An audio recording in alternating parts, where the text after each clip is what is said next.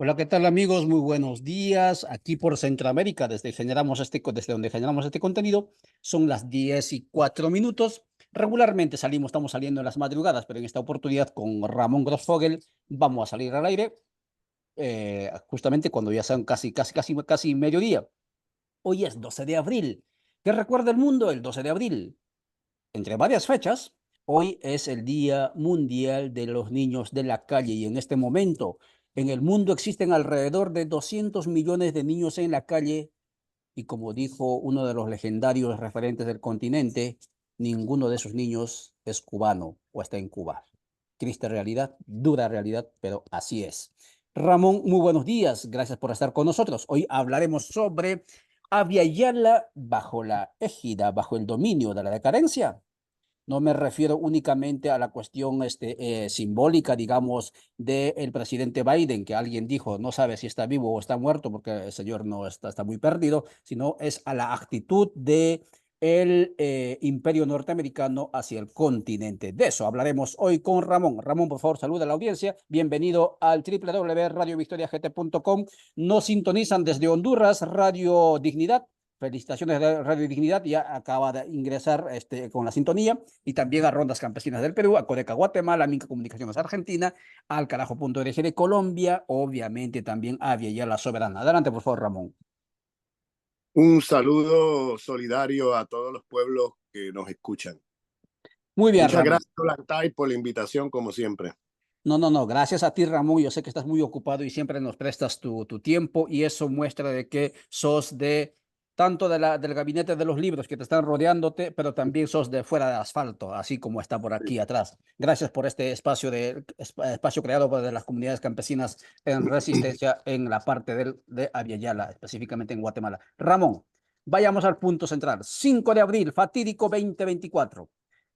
Unas horas antes, el presidente Javier Milei, viaja como 3.000 kilómetros hacia la Patagonia de Buenos Aires, agarra el vuelo y se va a medianoche porque sabe que Laura Richardson está entrando allí y allí es donde públicamente dice, vamos a crear una base conjunto para que ustedes tengan la entrada y nosotros tengamos la entrada, dice él, ¿no? Al mundo, en este caso hacia el Atlántico, etcétera. Es decir, entregar la soberanía. Horas después, el presidente joven Noboa, Daniel Noboa, comete tal vez el error más grande que está sufriendo en este momento sus consecuencias el Ecuador, la invasión a la embajada mexicana, que es en cualquier momento, en cualquier, digamos, situación, entre comillas, si no era por López Obrador, es motivo de guerra internacional. López Obrador, por su sabiduría, supo manejar el asunto. Ahora están exigiendo que Ecuador sea suspendido de las Naciones Unidas, sea expulsado de las Naciones Unidas y obviamente que esto quede como un antecedente para que nadie se atreva a romper acuerdos como Viena. ¿Cuál es tu lectura en el marco de lo que también el año pasado recordábamos los 200 años de la vigencia de la doctrina Monroe, esto de garrote para unos y zanahoria para otros, y a veces a los mismos en momentos diferentes, es uno de los premios y castigos? Adelante, por favor, Ramón. Sí, para entender los acontecimientos que estamos viendo, tenemos que necesariamente ir sobre algunos puntos que en este programa hemos discutido en el pasado, pero para aquellos que no lo hayan escuchado o que no hayan olvidado, quiero hacer un breve recuento de la geopolítica mundial. Yo vengo anunciando hace ya mucho tiempo que viene una nueva escalada para el continente. Lo vengo anunciando hace rato, es decir, viene una ofensiva de los Estados Unidos en nuestro continente. Eh, para entender de qué se trata esa ofensiva y para poder también poner en su sitio los acontecimientos que has estado mencionando, lo que ha pasado en la Embajada de México en Ecuador, lo que ha pasado en lo que está pasando en Guatemala, lo que está pasando en Argentina y esta reunión de Milei con la comandanta del Comando Sur de los Estados Unidos, Laura Richardson. Tenemos que tener una visión global de lo que está pasando para poder hacer sentido de cada acontecimiento. Me refiero a lo siguiente. En los Estados Unidos es un imperio en decadencia, lo vengo diciendo hace mucho tiempo. Es un imperio que está perdiendo poderío en términos económicos a nivel mundial. Le queda el poderío militar, pero ese poderío militar a su vez es muy costoso porque gastan una, una trillonada en los costos de operación y de gasto y de funcionamiento militar. Y entonces Estados Unidos es el país deudor más grande del mundo. Para poder poner en marcha su ejército, tiene que ir a los mercados a vender bonos del Tesoro de los Estados Unidos. No está pudiendo venderlos como los vendía antes. ¿Por qué? Porque están perdiendo poder en el mundo. El dólar está perdiendo poder en el mundo. Entonces, está el bloque multipolar dirigido por China o encabezado por China, porque realmente no es que lo dirige un país, pero está encabezado por China como la potencia económica mundial ahora mismo más importante del mundo. Y entonces, Estados Unidos, con su arrogancia de sanciones, bloqueos y todo eso contra todo lo que se mueve, pues ha hecho que se ha unido una parte del mundo para comerciar en otra moneda que no sea el dólar. Entonces, eso está debilitando a Estados Unidos. Es China, en lugar de estar comprando los bonos de Estados Unidos como hacía antes, los está vendiendo, se está deshaciendo de los bonos. Entonces, Estados Unidos está en una encerrona porque su poderío militar depende, claro, de su solvencia económica. Sin solvencia económica no puede mover un soldado. Entonces, están en una situación bastante difícil, tienen la deuda más grande del mundo, o sea, Estados Unidos debe 35 trillones de dólares con la letra T, ¿bien? Entonces, es una deuda impagable, es una deuda que en Wall Street se anuncia un gran colapso económico, o sea, todos los analistas anuncian en Wall Street que viene un gran colapso económico y que Estados Unidos va a ser el epicentro de ese colapso con consecuencias mundiales, por supuesto. Y entonces vengo advirtiendo desde hace ya años que un imperio en decadencia puede hacer cosas muy locas. Entonces, miremos un poco el panorama de los últimos años. Estados Unidos ya no puede competir de tú a tú con otras potencias emergentes ni con otras, eh, ni con compañías transnacionales que tengan tecnologías de punta, porque Estados Unidos se ha quedado rezagado del mundo en términos de avance tecnológico, por ejemplo, frente a China, para dar un ejemplo. Entonces, pero no solamente frente a China, frente a otras potencias, porque mientras Estados Unidos estaba haciendo guerras inútiles en los últimos 40 años, tirando a la basura dinero que va a beneficiar 7 compañías militares, el resto del mundo estaba invirtiendo en mejoramiento tecnológico en la producción. Eso hace que Estados Unidos ya no puede competir de tú a tú como hacía hace 50 años con, con otras potencias emergentes o en el mercado mundial, las transnacionales. Entonces, ¿qué hace Estados Unidos? Tiene que acudir al juego sucio para poder desplazar a su competencia de los mercados. Entonces, ¿qué hace? Pues tiene que provocar guerras, tiene que provocar sanciones económicas, tiene que bloquear países, tiene que ese tipo de política. Ese tipo de política es la que ha hecho que se haya creado el mundo multipolar, porque el mundo multipolar no es otra cosa, no tienen nada en común ideológicamente, lo único que tienen en común es el respetar la soberanía de los pueblos, o sea, el respeto a la soberanía, el respeto a las reglas de juego del funcionamiento del mercado mundial y de las instituciones mundiales.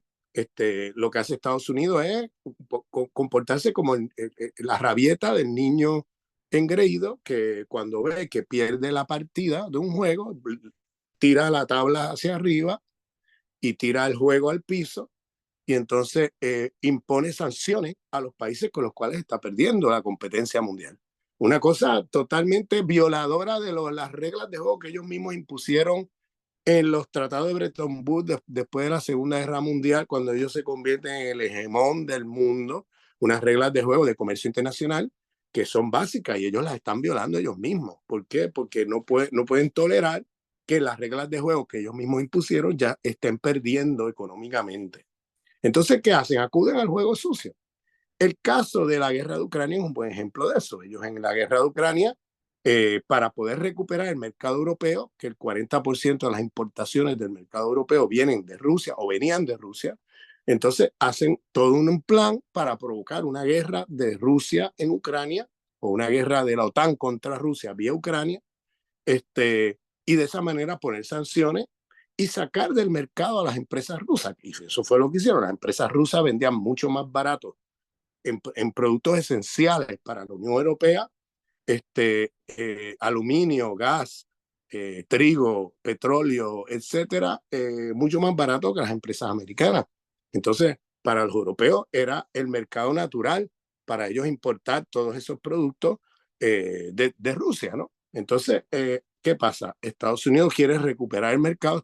La importación de 40% de las importaciones, o sea, el que Rusia represente el 40% de las importaciones de la Unión Europea, estamos hablando de una cantidad multimillonaria de euros. O sea, es un mercado enorme. Entonces, a través de las sanciones, sacan las empresas rusas del mercado eh, con el argumento de que Rusia ha invadido Ucrania, cuando realmente la guerra de Rusia en Ucrania es defensiva, porque lo que ha hecho la OTAN, y no tengo tiempo de elaborar aquí, es precisamente una guerra ofensiva contra Rusia vía Ucrania, utilizando un régimen nazi cuyo objetivo es exterminar rusos. O sea, pónganse en los zapatos de los rusos. Y entonces, no voy a entrar en detalles porque he tenido otras oportunidades, lo pueden ver online, donde extensamente discuto y elaboro sobre este tema de Ucrania. Pero hay un documento que siempre lo menciono en online, en la RAND Corporation, un think tank de la CIA, un tanque de pensamiento de la CIA y del Pentágono, que se titula Overextending Russia. Yo invito a la gente que lo vea, que lo busque. Está sobreextendiendo a Rusia. Es de el 2019, 3 años antes de la guerra. Y ahí van a ver el libreto de la película que estamos viendo en Ucrania. O sea, ustedes pueden ver ahí, si algo tiene el imperio americano es que planifican años antes lo que van a hacer y lo ponen ahí en una página de web. Ahí está el libreto de la película, léanlo. Para que vean que yo no estoy aquí con teoría conspiranoide o que me estoy inventando cosas. Eso está allí puesto por escrito, lo que están haciendo. Y la estrategia de sacar las empresas rusas y reemplazarlas con empresas americanas. Es que eso está ahí todo por escrito. Pero bueno, el tema es que han logrado sacar las empresas rusas, han ocupado el mercado europeo. Ahora Europa es un protectorado colonial de los Estados Unidos. Europa no tiene soberanía frente a Estados Unidos, ni militar, ni económica, ni política. O sea, Europa ahora mismo está subordinado como un protectorado colonial de los Estados Unidos. Yo siempre digo, han puertorriqueñizado a la Unión Europea. Están haciendo con la Unión Europea lo que hacen toda la vida con Puerto Rico como colonia de los Estados Unidos. Entonces, una vez recuperan esos mercados, cuyos, cuyos los más perjudicados de eso son las propias empresas europeas, porque ahora los costos de producción se han elevado porque están importando gas y petróleo de Estados Unidos, que es mucho más caro que el que importaban de Rusia. Han hecho hasta un acto terrorista el Estado imperial estadounidense cuando Alemania intentó acercarse a Rusia para volver a restablecer las relaciones de importación de gas a través del gasoducto que viene por el Báltico desde Rusia hasta Alemania. ¿Y qué hizo Estados Unidos? Lo ha volado en pedazos y lo ha reemplazado por un gasoducto que viene desde Noruega, que lo que importa es gas de los Estados Unidos. Entonces, Alemania quedó ya sin opciones, porque al volar el gasoducto ruso-alemán, que fue pagado por los alemanes también, ante ese acto terrorista, pues no han podido reconstruir ese gasoducto y ha quedado a la merced de los precios del gas que importan de los americanos. Las empresas alemanas se están viendo perjudicadas. Por ejemplo, el centro industrial de la Unión Europea es Alemania y están cerrando empresas, están moviendo empresas fuera, hacia China, hacia otros lugares, porque no pueden sostener los costos de producción, ya que ahora ya no importan gas barato de Rusia, ahora importan un gas 5, 6, 7 veces más caro de los Estados Unidos, porque tenemos que entender que Estados Unidos no es una fundación caritativa que va a estar dando a precios de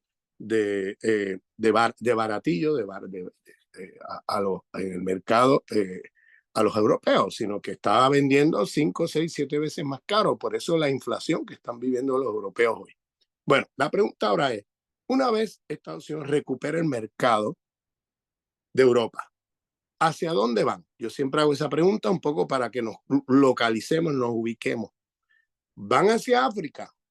No van hacia África, porque África ahora mismo, China ha desplazado en el mercado en África, es el socio comercial número uno de África y ha desplazado a Estados Unidos. O sea, ya ahí no tienen nada que buscar. Además, hubo 4 rebeliones en los últimos años de 4 países que han cortado con el mundo unipolar, que han cortado con el imperialismo francés y se han alineado con el mundo multipolar. 4 países de África. O sea, estamos hablando de que ahí no tienen nada que buscar.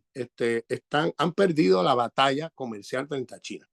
En Asia ya ni les cuento. O sea, en Asia con India, China, Irán, otras potencias emergentes han perdido la batalla comercial, al punto que ahora hasta los saudíes venden petróleo a China en yuanes, no en dólares. O sea, una cosa que nadie podía creer, inverosímil, porque cuando Estados Unidos se sale del patrón oro a principios de los años 70, lo que le garantiza el valor al dólar es que el comercio mundial se haga en dólares. ¿Y cómo lo logran? Pues convenciendo a Arabia Saudita que venda el petróleo en dólares. Y entonces ahora un país tan sometido a la hegemonía de Estados Unidos como Arabia Saudita se ha alineado con el mundo multipolar y está vendiendo ya en yuanes el petróleo a China. O sea, esto es un cambio geopolítico enorme. Esto es un terremoto porque si el comercio mundial deja de comerciar en dólares, el dólar se cae porque el dólar es papel que se imprime en una maquinita en Washington. No está sostenido por oro, ni por plata, ni por ningún metal, ni nada. Es puro papel. Entonces, si pierde su rol protagónico en el mercado mundial, pues se cae el dólar y se cae la economía americana completamente, porque ellos viven de la gloria del dólar. Por eso es que pueden sostener una deuda tan grande como la que tienen, porque lo que hacen es imprimir papel, pero si ya ese papel no vale nada, no van a poder seguir haciendo lo que han hecho en los últimos 50 años. Entonces, en Asia no tienen nada que buscar. De hecho, lo único que tienen que buscar es provocar otra guerra como la que han hecho en Ucrania contra Rusia, pero desde Taiwán contra China. Eh, Todo parece indicar que ni siquiera los taiwaneses están interesados en una guerra con China. O sea, que parece que las posibilidades militares que tienen ahí, a pesar de que están provocando y provocando y provocando, se hacen cada vez más lejanas. Por tanto, no tienen nada que buscar en Asia. Entonces, ¿qué les queda a Estados Unidos? ¿Qué le queda? No va al Medio Oriente tampoco, porque en el Medio Oriente han perdido las guerras en los últimos 20 años, todas esas guerras que han matado a millones de seres humanos para que unas pocas industrias militares se beneficien y para que ellos tengan acceso a los pozos petroleros de Irak y de algunos de estos países, pues han perdido las guerras. Entonces, ¿qué le queda a Estados Unidos? Le queda América Latina. Lo vengo anunciando hace mucho tiempo. El imperio estadounidense se juega su vida como imperio en América Latina. Entonces vengo hace ya varios años anunciando que viene una nueva escalada del imperio. Viene una nueva escalada del imperio, porque el imperio no puede perder a América Latina. ¿Qué pasa? En América Latina, China también se ha convertido en el socio comercial número uno de muchos países de América Latina. Miren, Chile, siempre pongo de ejemplo a Chile, porque Chile, que es un país neocolonial de los Estados Unidos, subordinado a Estados Unidos, sobre todo desde el golpe de Estado de Pinochet en el año 73, el modelo neoliberal del mundo, Chile, su socio comercial número uno es China, no es Estados Unidos. Entonces, Estados Unidos tiene que desesperadamente recuperar los mercados perdidos frente a China en América Latina. Bien, este es el panorama geopolítico. Por eso Estados Unidos ha declarado, pero de declaración oficial del gobierno americano, a China como su enemigo número uno. O sea, en todo caso, la guerra de Ucrania es dar un golpe de Estado internacional para ellos quedarse con el mercado europeo y de paso debilitar a Rusia, que es socio de los chinos, el país militar más poderoso del mundo multipolar, y si debilitan a Rusia, entonces China estaría vulnerable a un ataque militar vía Taiwán o vía otros lugares.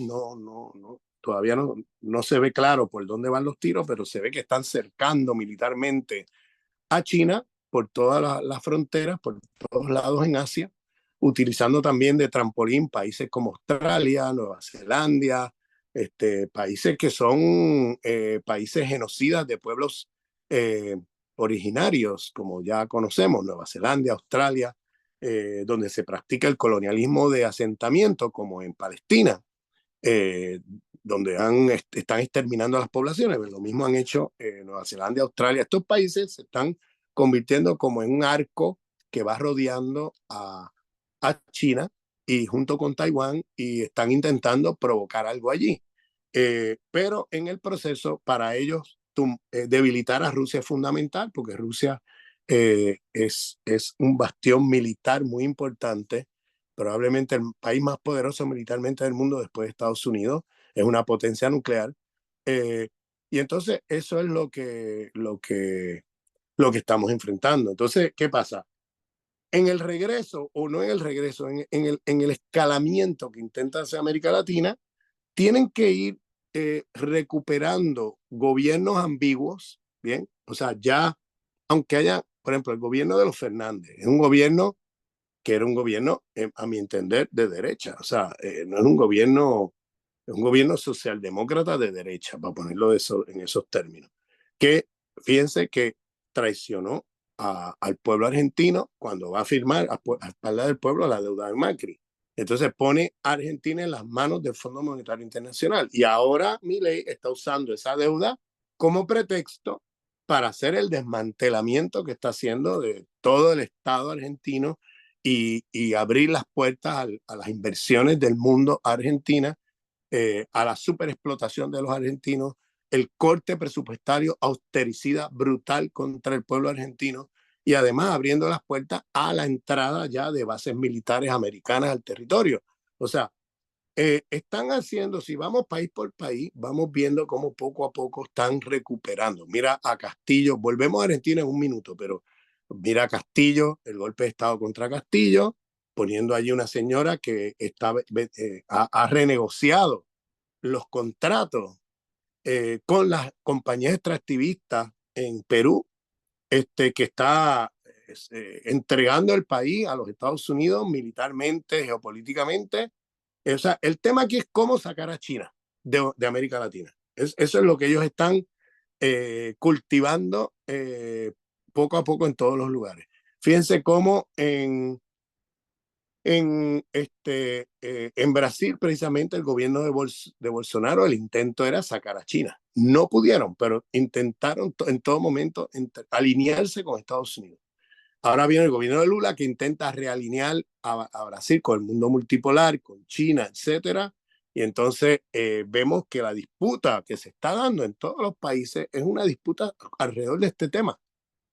O se alinea América Latina con Estados Unidos, o Estados Unidos pierde, porque esos países van a ser de alguna manera, mantienen relaciones comerciales fundamentales importantes con China. Entonces, para Estados Unidos el tema es cómo sacar a China de su, ahora viene la doctrina de Monroe, de lo que ellos llaman de su patio trasero. O sea, América para los americanos. Es una doctrina de 200 años, que se cumplieron los 200 años en diciembre y que siguen practicando, donde no pueden permitir que haya ningún imperio que compita con ellos en los mercados latinoamericanos.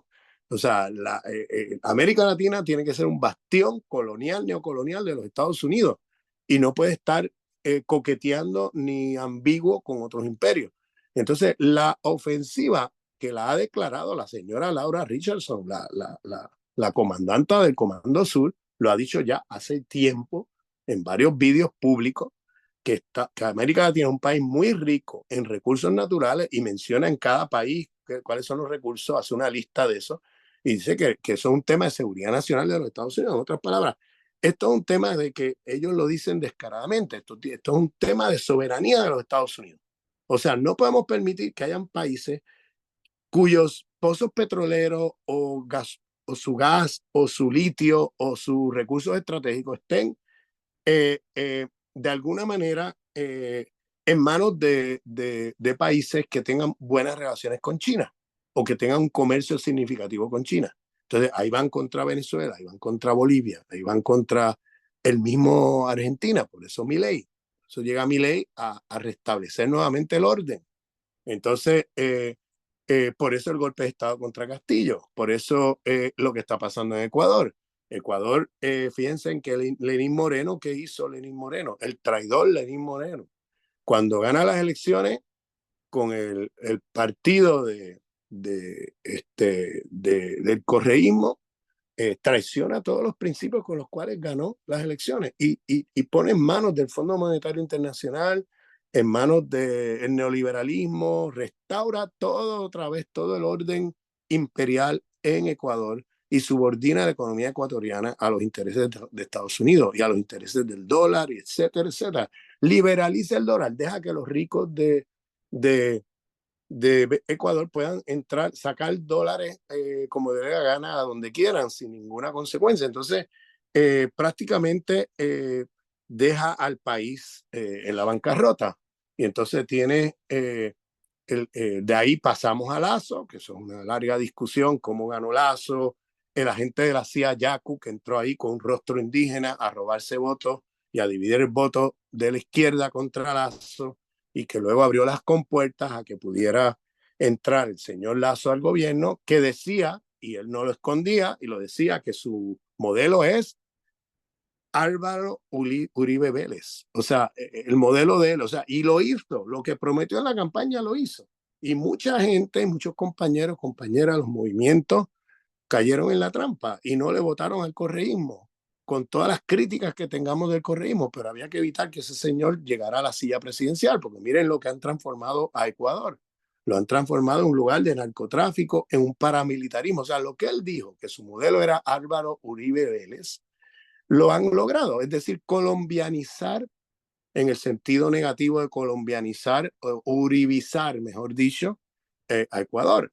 O sea, han transformado a Ecuador en el modelo Uribe. O sea, narcotráfico, paramilitares matando gente, y la violencia impresionante, como se ha disparado un país que era relativamente pacífico en términos de crímenes de ese tipo, lo han transformado en un polvorín ahora bajo la égida del narcotráfico, de los carteles y bajo el dominio de los Estados Unidos. Ha abierto las puertas desde Lenín Moreno en adelante a bases militares americanas. Han metido ahí no sé cuántas bases militares en Ecuador, cuando en Ecuador no habían bases militares americanas. Es decir, estamos hablando de una ofensiva, una escalada del imperio a escala regional, donde están buscando cómo de alguna manera ir consolidando militarmente su poderío en la región y su poderío económico en la región y desplazamiento de China, sobre todo China y Rusia, por supuesto, de la región. Entonces, por eso el foco central que va a venir después de las elecciones presidenciales, lo vengo también diciendo hace rato, va a ser Venezuela, porque Venezuela es el bastión bolivariano, soberanista, que ahora mismo reta al imperio y que tiene al imperio en jaque y que tiene los pozos petroleros más grandes del mundo, que tiene la riqueza de oro de las más grandes del mundo, la riqueza en minerales estratégicos militares. O sea, es un país muy rico que Estados Unidos no se puede permitir en un contexto geopolítico global de decadencia perder Venezuela. Entonces ellos van, y además las relaciones de Venezuela con China son muy fuertes, y claro, ellos quieren recuperar Venezuela. Por eso vengo anunciando que ahora después de las elecciones vendrá una nueva escalada contra Venezuela y tenemos que estar atentos porque Venezuela ahora mismo es el bastión soberanista más importante de la región. Eh, entonces, por eso también lo que pasó en Guatemala, no se puede dar el lujo de que una candidatura como la de Codeca, con Telma Cabrera como candidata presidencial, tuviera o ganara o tuviera un protagonismo fuerte en las elecciones guatemaltecas. ¿Y qué hicieron? Bueno, hicieron un golpe de Estado indirecto por vías legales y entonces meten ahí un candidato que es un candidato subordinado a los intereses de Estados Unidos para asegurar que el descontento frente al grupo oligarca, que era el grupo que estaba en el poder en Guatemala por muchas décadas, porque ese grupo, el descontento que se sabía que venía con esa oligarquía, fuera canalizado por otro grupo oligárquico que fuera afín a los intereses de Estados Unidos. Entonces, fíjense cómo ese señor ha ido a apoyar la guerra de Ucrania, a apoyar la política exterior americana muy claramente, y domésticamente no le quede la menor duda que van a seguir con el modelo neoliberal de toda la vida. Entonces, este señor Arévalo va a seguir las políticas de siempre, lo único que con un rostro amable, ¿no? Frente a lo que hacían los otros, que eran una oligarquía con un rostro siniestro. Pero todo esto está pasando. Entonces, ¿qué pasa en Argentina? Para aterrizar en Argentina ahora, que fue tu pregunta, va la comandante del Comando Sur, va a visitar Argentina. ¿Por qué va a la Patagonia? Bueno, primero paró en Buenos Aires. Este señor pudo haberle invitado al Palacio Presidencial. O sea, pero ¿qué pasa? No le invitó, la dejó y ella siguió hacia la Patagonia, hacia el sur, y allá, creo que era en Ushuaia, esta señora llega allá y ¿qué hace el presidente de Argentina? En lugar de haberla recibido en Buenos Aires, se lanza en un vuelo de 3.000 kilómetros de distancia, así de una noche, en la noche, de un día para otro, para ir a reunirse con ella en Ushuaia. ¿Por qué? Porque miren, en Ushuaia hay eh, productos de negociaciones con el gobierno anterior, un laboratorio, un observatorio astronómico de China, como también hay un observatorio astronómico de la Unión Europea en otras partes de la Argentina. Y sin embargo no se habla de esto. O sea, un observatorio astronómico no es una base militar. Están hablando como si hubiera una base militar china allí. En realidad no hay ninguna base militar, un observatorio. Pero eso es ya suficiente para que la comandante del Comando Sur vaya allí para cuestionar la presencia china allí públicamente y llamar a crear bases militares americanas, que es lo que están negociando. Están negociando cerrar ese laboratorio astronómico chino y abrir bases militares estadounidenses. De hecho, están hablando de una base militar en una isla argentina cerca de las Malvinas, que tenga también acceso a la Antártida. O sea, están también con una mirada hacia la Antártida, con una mirada hacia sacar a China. Fíjense que lo primero que hace Milei cuando gana las elecciones es sacar a Argentina del bloque de los BRICS. La saca a Argentina de los BRICS y lo alinea con Estados Unidos y con el mundo unipolar. O sea, esto que no le queda la menor duda a nadie, ¿cuál es la agenda? ¿Quién decide esta agenda? ¿A quién responde Milei? ¿De dónde viene Milei? ¿Cuál es la estrategia detrás que se está viendo en la Argentina? Y esa subordinación al poder, a la estrategia militar estadounidense y la estrategia económica estadounidense de sacar a China de Argentina es precisamente una subordinación de Milei, y es el rol que cumple Milei. Milei viene ahí a poner orden para el imperio, que no quede la menor duda. O sea, y lo que estamos viendo es la pérdida de soberanía de Argentina de una manera acelerada. Ya la soberanía que tenía era limitada. Ahora imagínense con un señor que está entregando el país militar y económicamente a los Estados Unidos, a los intereses abiertamente. O sea, este señor no lo esconde. Este señor está hablando con una claridad impresionante. Mientras tiene a miles en la calle movilizados porque le ha cortado todo con el austericidio al pueblo argentino. Quiere desmantelar el Estado, quiere hacerlo desaparecer. O sea, una cosa inverosímil para que no haya nada que pueda ser muro de contención frente al imperio en Argentina. Y entonces, ni militar ni económicamente, de eso se trata. Y entonces, y claro, ¿qué pasa en Ecuador? En Ecuador se meten, invaden la embajada mexicana. Fíjense que le invaden unos días después que Israel voló embajada de Irán en Siria. Entonces, claro, fíjense cómo estamos ahora ante un caos sistémico donde ahora las reglas de juego que siempre impuso Estados Unidos al mundo, sobre todo después de la Segunda Guerra Mundial, se están violando descaradamente, con impunidad. Y fíjate que si Israel puede volar una embajada así, descaradamente, matando al personal de la embajada y todo eso, y no pasa nada, pues entonces eso abre las puertas al resto del mundo a hacer, vamos, lo que le dé la gana. Y claro, con el aval de Estados Unidos, porque esto Noboa en Ecuador no hace nada sin la aprobación de los Estados Unidos, se meten en la embajada mexicana, la invaden para ir a capturar a una persona que se ha asilado allí por la persecución política que ha sufrido en los últimos años. Este señor ha estado preso bajo Lenín Moreno, cumplió la sentencia, sale a la calle, ahora vuelven a tratar de meterlo preso con acusaciones falsas. ¿Por qué? Porque quieren destruir todo rezago de correísmo, de cualquier cosa que pueda sonar a soberanía, a control de la economía, a relaciones con China, o sea, cualquier cosa. Que, por ejemplo, el correísmo sabemos que es antineoliberal.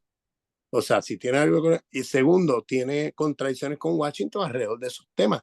Tiene también una política, tenía al menos con China, de apertura con China. Eso terminó con Lenín Moreno y luego este señor, el oligarca, este banquero, Lazo. Y entonces ahora estamos Ramón. viendo, sí, dime. Sí, sí, gracias. Son las 10:40, amiga. Estamos conversando con amigas y amigos con Ramón Grossfogel a través de www.radiovictoriagt.com.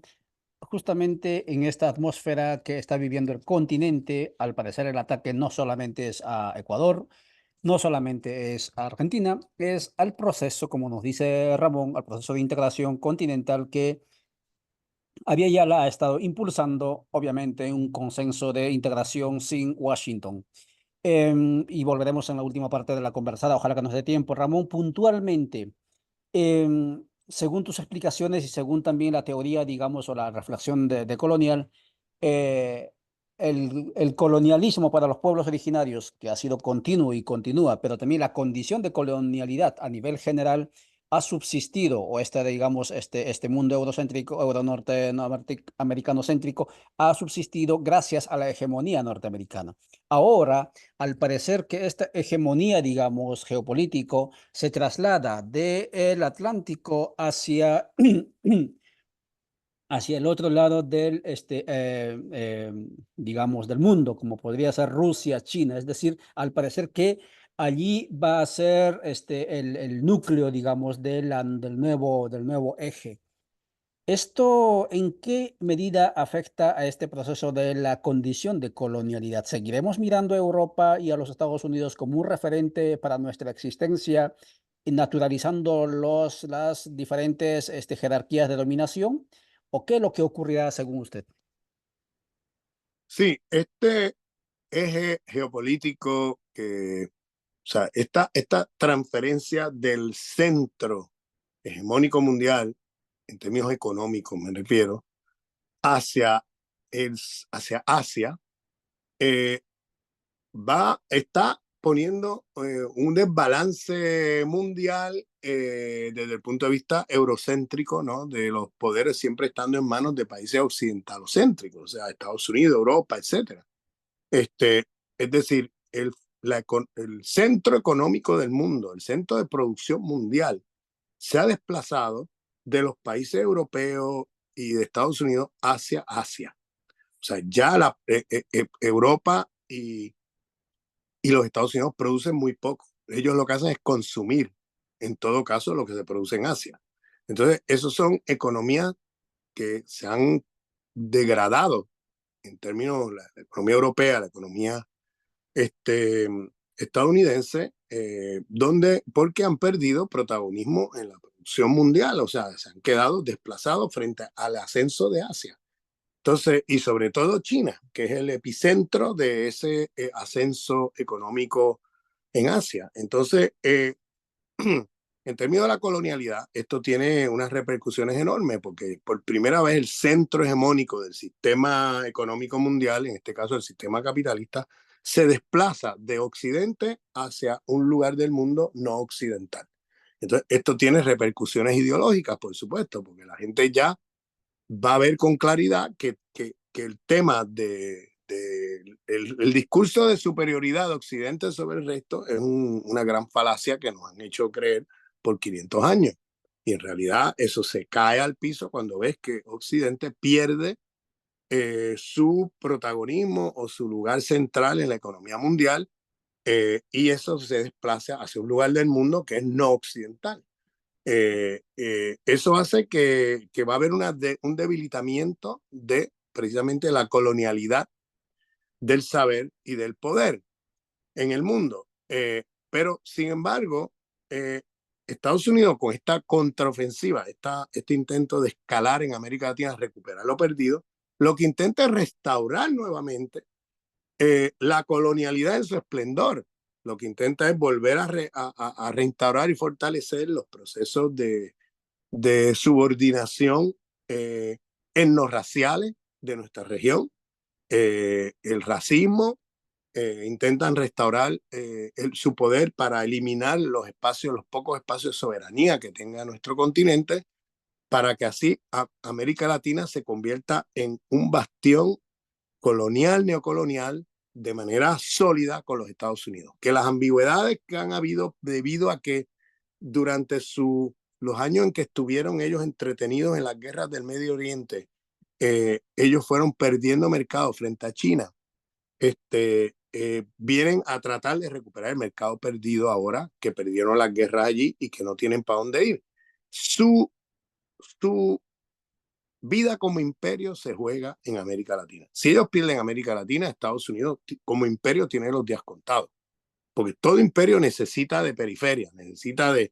Y han perdido ese protagonismo en Asia, lo han perdido en África, y entonces lo que les queda es América Latina, y por tanto lo que ellos intentan es restaurar la colonialidad en su esplendor, es decir, la colonialidad ha seguido, no es que ha desaparecido, pero vuelven a tratar de recuperar lo perdido en esos años en que estuvieron 20 años en guerras en Medio Oriente, y al perderla, pues entonces han mirado el mundo y han visto que lo que les queda a América Latina, y vienen con esa contraofensiva a recuperar lo perdido. De hecho, la administración Biden hace ya más de un año pasó una resolución, o sea, hizo un documento hecho desde el Departamento de Estado, donde define como su tema estratégico y de seguridad nacional América Latina. No es casual, porque es el lugar lo único que les queda. Entonces, la resistencia a América Latina frente al imperio estadounidense es decisiva en términos de cuánto más va a durar ese imperio. Pues ese imperio tiene los días contados, ese imperio va en decadencia, pero si se logra una resistencia, como dice, el objetivo de ellos es evitar que haya una integración latinoamericana como la que se ha estado construyendo sin ellos. Lo que quieren es que hacer una reintegración de América Latina, pero subordinada a ellos. Eso es lo que ellos buscan. Para eso tienen que acudir al juego sucio, tienen que acudir al golpe de Estado, tienen que acudir al lawfare, tienen que acudir a las amenazas militares, tienen que acudir a las sanciones contra los países que no se disciplinen, o sea, tienen que ir al juego sucio para ellos poder realinear a América Latina. Esas elecciones, por ejemplo, de Milei, pues ahí, vamos, contaba con el aval y el apoyo de todas las agencias de publicidad, etcétera, de la propaganda de los medios de comunicación de masas imperiales, llevando cantidad de fake news a favor de Milei, y llevando cantidad de propaganda contra el gobierno anterior. El gobierno anterior era muy problemático, yo no lo estoy defendiendo, pero frente a Milei, realmente lo que estamos viendo con Milei ya es la catástrofe, ¿no? Frente a lo que había antes, esto es la catástrofe. O sea, ya está, el pueblo argentino ya empieza a ver el error que ha cometido de haber votado masivamente por este señor, que fue como un voto de castigo a los Fernández y a ese tipo de gobierno progresista hablando que realmente promete y no cumple. Entonces, ahí estamos, ¿no? Ahí estamos. Por supuesto que sí. Ramón Grosfogel conversando con nosotros sobre Aviala bajo la hegemonía de la decadencia. Son las 10:49 aquí por Centroamérica. Para ir concluyendo nuestra tertulia, Ramón, a ver si podemos ir entrando a lo que llaman en el lenguaje coloquial llamado a la acción. Es verdad que el continente está bajo fuego, digamos, de esta decadencia. Pero también sabemos que las medidas abusivas que ha tomado, lejos de debilitarnos, nos ha fortalecido. Podemos decir, caso concreto, Cuba. El bloqueo, lejos de aniquilarlo, lo fortaleció. Estoy hablando a nivel subjetivo, es de las personas.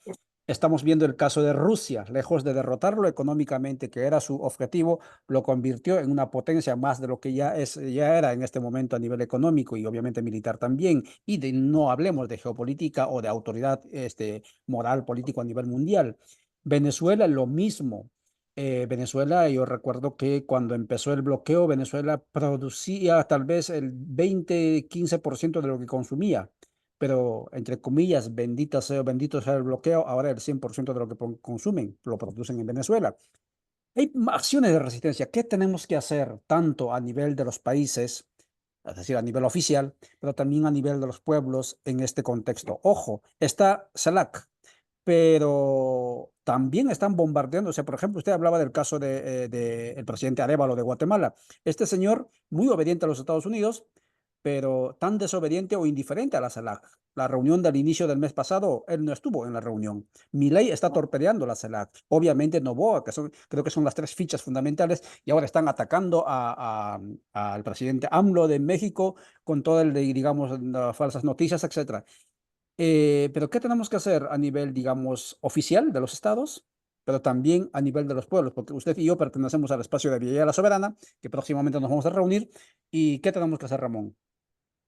Bueno, yo creo que la organización política de los pueblos en este momento es central. Nosotros no podemos quedarnos mirando lo que está pasando en nuestros países y tenemos que organizarnos desde abajo, es decir, tiene que crearse frentes políticos antiimperialistas, alianzas amplias, amplias de los pueblos indígenas, las clases trabajadoras, campesinas, junto con sectores de la pequeña burguesía, sectores de intelectuales, crear frentes amplios con agenda y programa antiimperialista. Eso yo creo que es lo que el centro de la prioridad de nuestro continente es reorganizarnos políticamente en frentes amplios antiimperialistas que lamentablemente en los últimos 40 años han torpedeado todos esos movimientos antiimperialistas que existían en nuestro continente, los han destruido a través de golpes de estados militares, a través de, bueno, guerras civiles sangrientas, por ejemplo, en Centroamérica,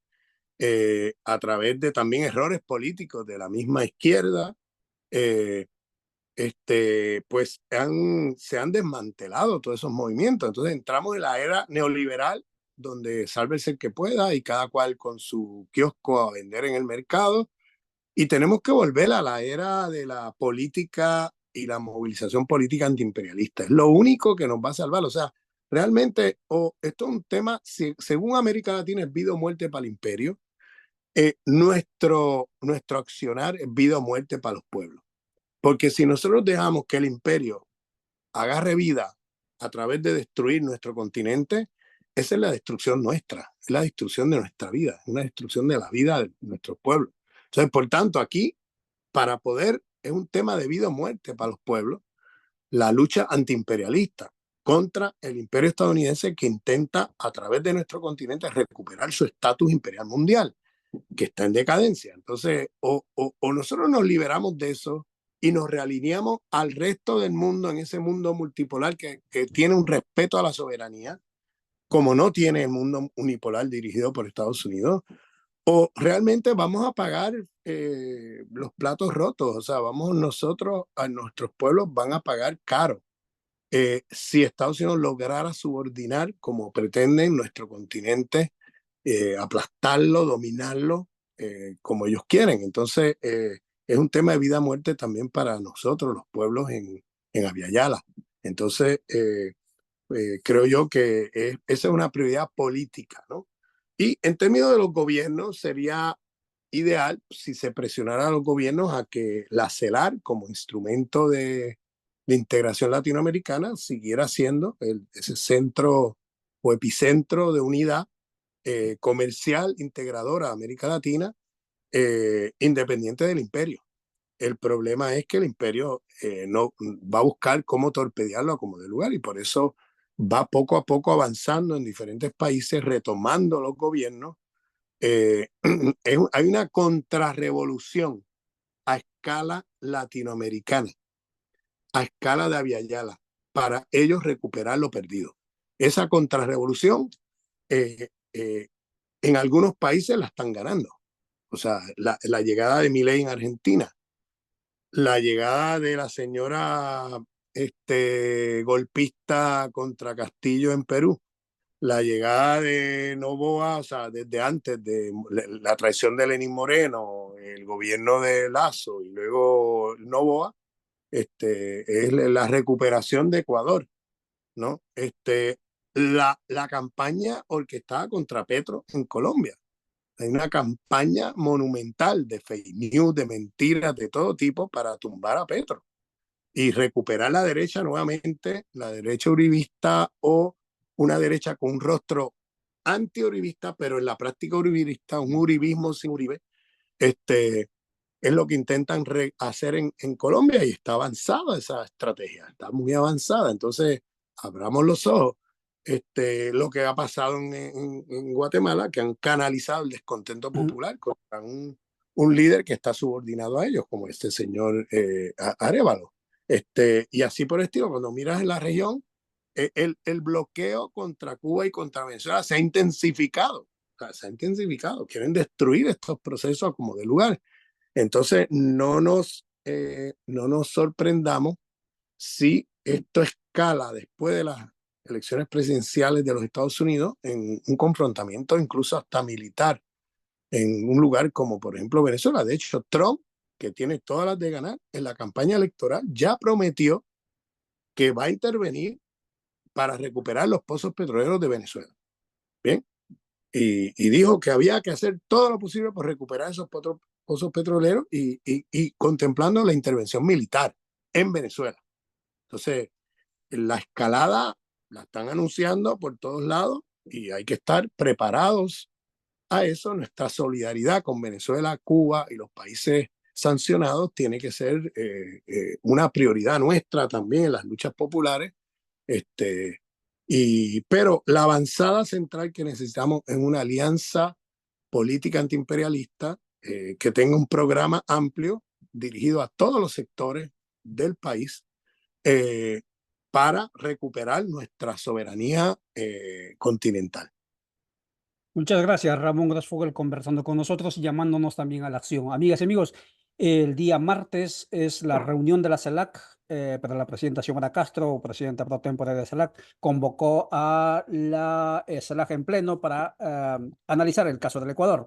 Pero también el día 16, este mismo martes, está convocada la reunión de Abya Yala Soberana. Así que Ramón también ya desde aquí te convoco, está en las redes que ya se han girado la convocatoria y que también va a ser virtual.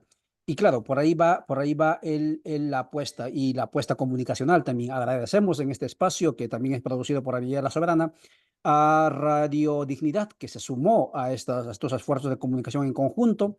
Obviamente ya venimos trabajando en conjunto con Rondas Campesinas del Perú, Unidad Popular del Perú, Minca Comunicaciones Argentina, Alcarajo.dg de Colombia, de Guatemala hay varias organizaciones que se van sumando a este espacio y tenemos que seguir tejiendo esto que Ramón dice, organizarse, pero también tenemos que organizarnos a nivel comunicacional, digital, que es por allí donde nos están ganando, digamos, el terreno. Muchas gracias por vuestra atención. Mañana, cuando den las 6 de la mañana, estaremos conversando sobre el panafricanismo con la responsable desde Argentina.